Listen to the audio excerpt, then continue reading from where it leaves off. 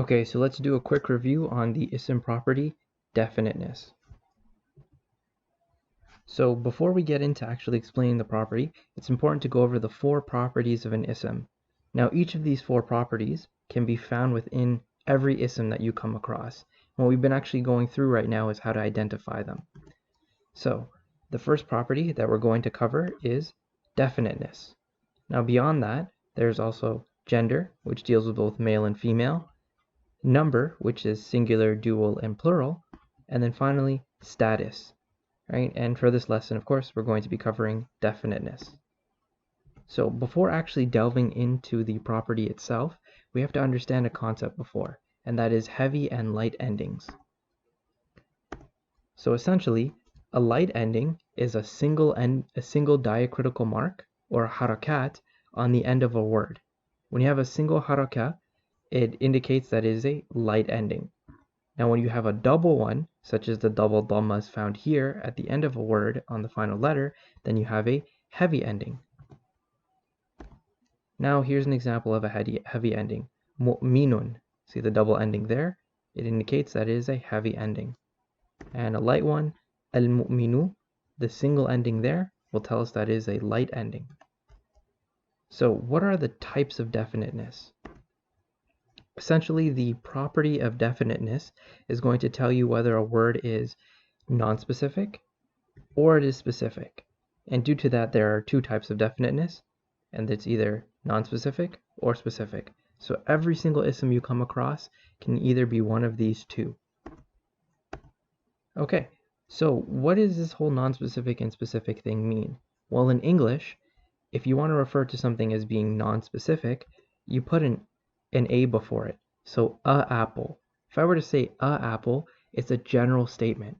It's not referring to anything specific. So if I told you to go to the kitchen and grab me a apple, it could mean any apple. There could be 30 apples there, and any single one of them would be acceptable. So a makes it general or non-specific. Now, if I want to make it specific in English, what you do is you put a the before it. The article the will make it specific. So if I told you to go to the kitchen and grab me the apple, you'd know right away that you have to go in there and get me a specific apple, right? So non-specific a, specific the. Now, how do we pull this off in Arabic? So for non-specific, all you have to do is throw a heavy ending on the end of a word. So the example here, kitabun. Because of that heavy ending, it's going to mean a book. And it should be noted that by default, all words are non-specific. They have to be turned into specific. So, kitabun, a book. Another example here, muslimun, a Muslim. How do I know that it's non-specific? Giving the meaning of a, it's due to that double ending. And then, rajulun, a man. Okay, so let's take a look at specific. How do you make words or isms specific in Arabic? What you do is that you add an alif lam to the beginning, and then you make the ending light. So two steps, alif lam to the beginning, and then ending made light. So before we had kitabun, so to make it specific, we put alif lam before it, and then we changed the ending from heavy to light, and it became al-kitabu, which means the book. We're now referring to a specific book. And then we want to turn muslimun into al-muslimu, and it became the Muslim.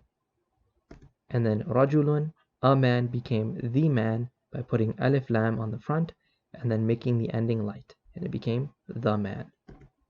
Now it should be noted, and this is an important point, that both alif lam and a double ending cannot coexist on a word, because if you had that, let's say you said ar-rajulun, that would mean the a man. It would be a conundrum. It would make no sense. Therefore, just like in English, a word cannot be specific and non-specific at the exact same time. And you will never see alif lam and a double ending which indicate it. Okay, jazakumullahu khairan. Assalamu alaikum wa rahmatullah.